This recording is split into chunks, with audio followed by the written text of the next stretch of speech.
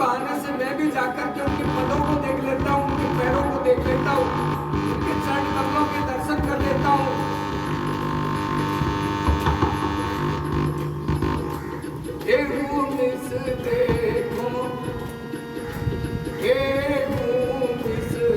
देखो पद जाई करी बिनती आनो दो भाई, करी बिनती आनो दो भाई।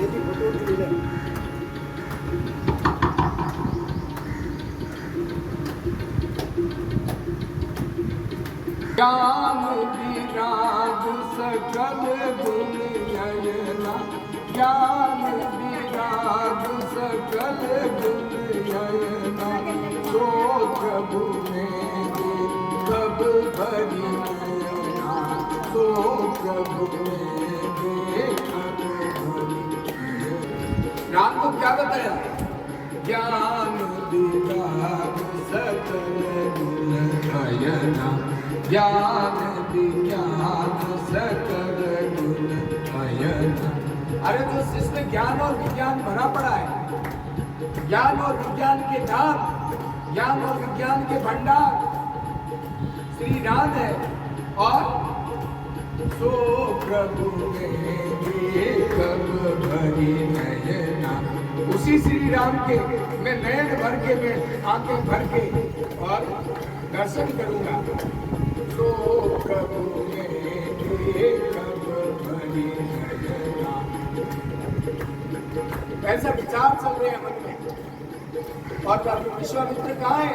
चल दिए अयोध्या की तरफ, मन से अयोध्या की तरफ जा रहे हैं। हेतु क्या है? उद्देश्य क्या है? राम को लाना उद्देश्य है।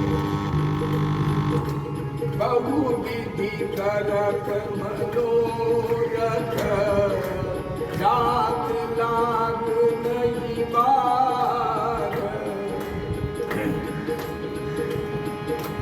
बहु विधि करत मनोरथ, जात गरीब जन सरयू जन। कहाँ गए? बहुत सारे मनोरथ करते करते अयोध्या के पास आ गए। और गरीब जन सरयू, सरयू में आकर के क्या किया? देखने की जो प्रक्रिया होती होगी, स्नान किया। और कहाँ गए? गए भूप दरबार, गए भूप दरबार। और राजा के दरबार में पहुंच गए। कौन? विश्वामित्र।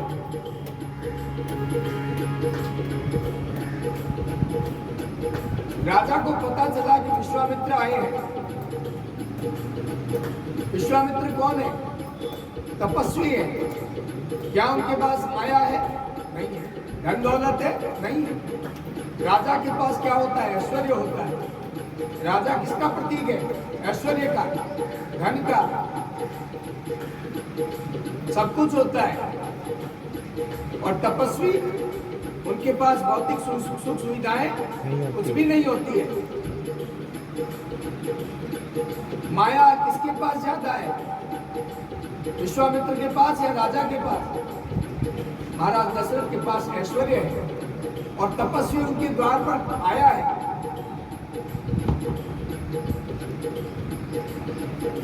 प्राथमिकता किसकी है? कौन पहले झुकेगा? बताइए। अगर ऐश्वर्य, केवल ऐश्वर्य, विवेक नहीं है तो ऐश्वर्य नहीं झुकेगा। और ऐश्वर्य के साथ यदि मन में विवेक है, ज्ञान है, तो तप के आगे ऐश्वर्य झुक जाएगा। तप के आगे ऐश्वर्य झुकेगा। जब कोई ज्ञानी पुरुष आपके द्वार पर आए, आपके घर पर आए, आप नमन करिए। हो सकता है आपके पास भौतिक सुख सुविधाएं खूब हो, उसके पास धन न हो, और उसके पास जो विवेकपूर्ण सात्विक ज्ञान होगा, जो विनम्र ज्ञान होगा, वो परम आदर योग्य है और नमन योग्य है। इसलिए हमें किसी भी जो कोई भी सत्पुरुष साधु अगर मिलता है तो उसका हमें सम्मान करना चाहिए, आदर से झुकना चाहिए। क्या हुआ देखिए, मुनिया गमन सुना जब राम, मुनिया गमन सुना जब राजा।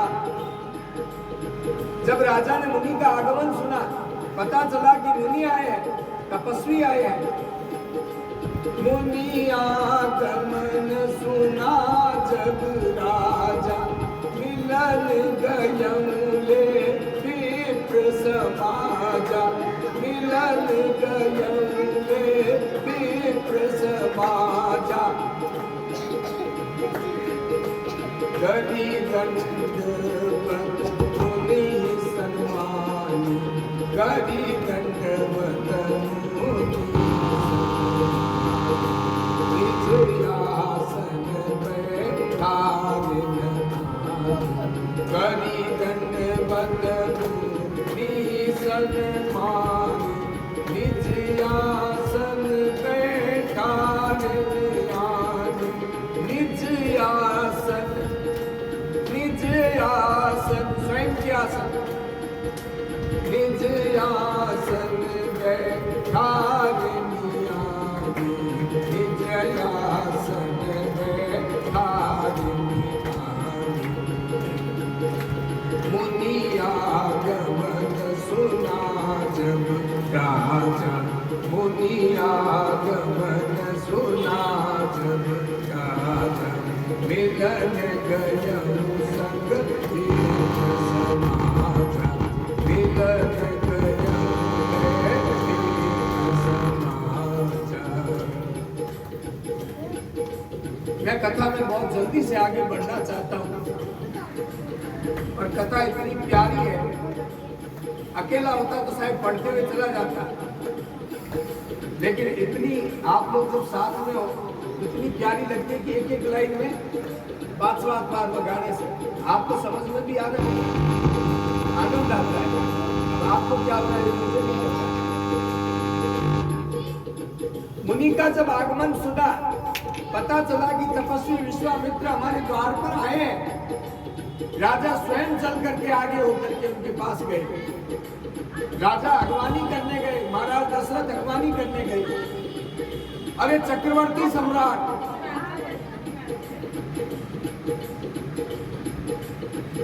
चक्रवर्ती सम्राट महाराज दशरथ स्वयं विश्वामित्र मुनि को लेने के लिए गए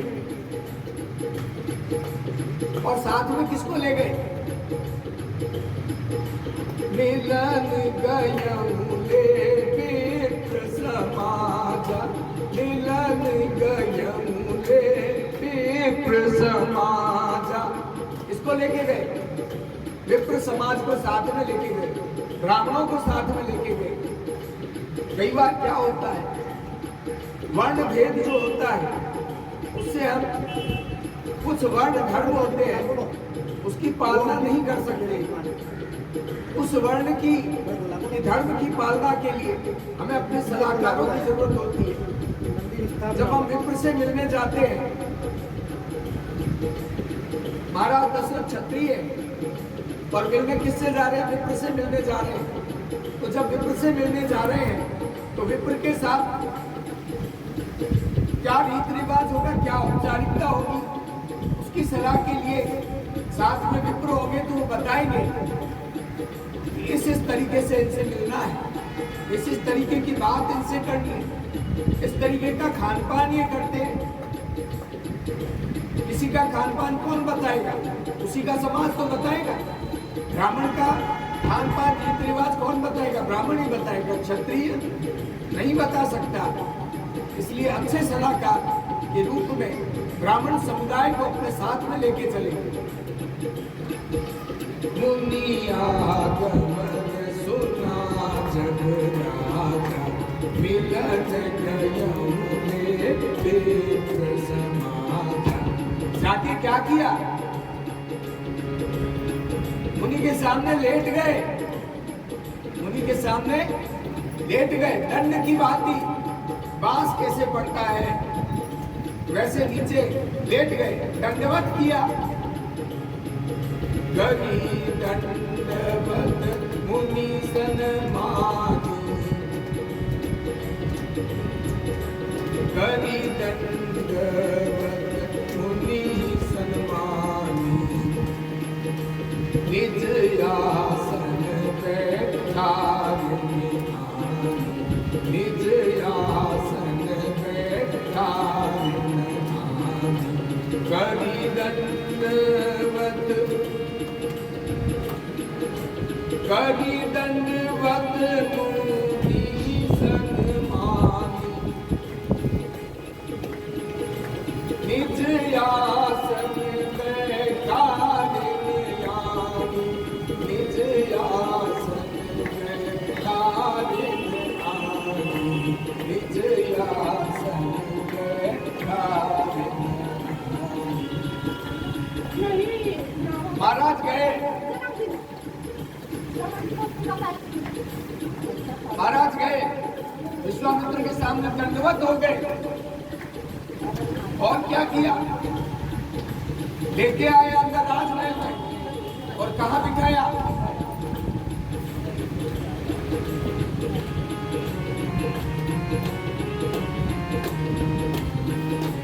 निज आसन बैठाए, निज आसन बैठाए, अपने ही आसन पर बिठाया। अरे जिस ऐश्वर्य पर स्वयं बैठे थे, जिस ऐश्वर्य की गद्दी पर स्वयं बैठे थे, उसी आसन पर उनको बिठाया। स्वयं के आसन पर बिठाने का तात्पर्य समझते हो? महाराज दशरथ ने विश्वामित्र को अपने जिस राजगद्दी पर स्वयं बैठते थे उस गद्दी पर ही बिठा दिया। मुनिवर आप यहाँ बैठिए, मैं आपके चरणों में बैठूंगा। जब किसी श्रेष्ठ सनातनी का सत्संग होता है तो उसके चरणों में बैठ जाएगी।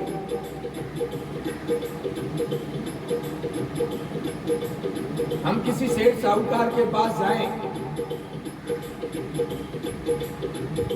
तो क्या वो तिजोरी पर हमें बिठा देगा? नहीं बिठाएगा। कब बिठाएगा? बैठते ही क्या होगा? वहां बिठाने का मतलब ये है कि उसका जो धन है तिजोरी में वो हमारे हाथ में आ गया। तो तिजोरी किसी के हाथ में नहीं दी जाती जल्दी से। ऐश्वर्य किसी को हाथ में नहीं दिया जाता। हम आरती रोज करते हैं, क्या क्या आरती करते हैं?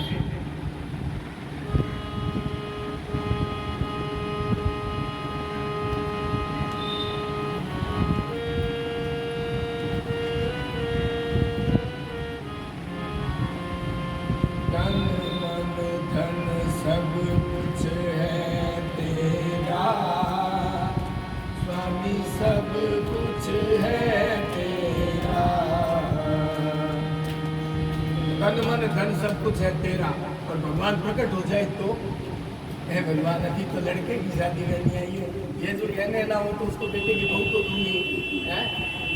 ये वो जब तक बाहर निकल के लिए आए ना तस्वीर से, तब तक ये तन मन धन सब कुछ है तेरा, तेरा तुझको अर्पण क्या लागे मेरा। बातें जैसे कहते हैं ना, बच्चा है, जेठानी अगर आ जाए और कहीं दूसरे शहर में रहती हो और वो आ जाए देरानी के घर, तो वो बच्चे को गोद में क्या कहती है, ये तुम्हारा ही है, तुम्हारा ही है। और यदि जेठानी कह दे ये बच्चा मुझे दे दे, क्या होगा? नहीं मेरा इसके बगैर मन नहीं लगेगा। रात दिन भर अगर उसके पास खेल भी लेगा तो रात होते होते क्या होगा? लेने पहुंच जाएगी, गाय की तरह भागेगी। जैसे गाय बछड़े के पीछे कैसे भागती, वैसे भागेगी माँ। तन मन धन सब कुछ है तेरा, तेरा तुझको अर्पण क्या लागे मेरा। लेकिन ऐसा होता नहीं। अगर तस्वीर से भगवान जिस दिन बाहर आ गए, उस दिन भगवान को भी अपनी गलती महसूस हो जाएगी। भगवान को भी पता चल जाएगा कि मैंने क्या गलती कर ली। ये भक्त था, मैं भगवान था, वहां तक तो ठीक था, वास्तविकता जब तक सामने नहीं आए तब तक ठीक है। देखो, बेटे को बात तैयार करता है, पढ़ाता है, लिखाता है। 2 भाई 3 भाई होते हैं, उनको बच्चों को पढ़ा लिखा के तैयार कर देता है। पापा से बड़ा प्यार। अब बेटा कहाँ पहुंचा? मैं ट्रेन में बैठ गया हूँ पापा। अच्छा बेटा कुछ खा लिया कि नहीं खा लिया? पैसों की परवाह मत करना बेटा, भूखे मत रहना है? माँ बाप क्या कहते हैं? भूखे मत रहना। एक तनख्वाह आई, लो पापा, पापा के चरणों में अर्पित। दूसरी तनख्वाह आई, पापा के चरणों में अर्पित। तीसरी तनख्वाह आई, पापा के चरणों में अर्पित। एक दिन ऐसा आता है, अब घर जाएंगे तो तनख्वाह पापा को देनी पड़ेगी, तो घर जाना ही नहीं है यार, घर जाना बंद। छोटा भाई दे देगा, हम काय के लिए देंगे? तो तेरा तुझको अर्पण बड़ा मुश्किल काम है, बड़ा मुश्किल काम है साहब। संसार ऐसा ही है, क्या करें? आप और हम सब इसी थैली के चट्टे बट्टे हैं।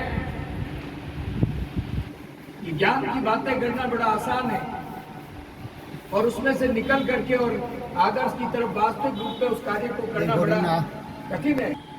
मुनिवर को अपने स्वयं के आसन पर बिठाया। ये सब आपका है ऐश्वर्य महाराज, ये समस्त आपका है, मेरा कुछ नहीं है। क्या किया देखिए।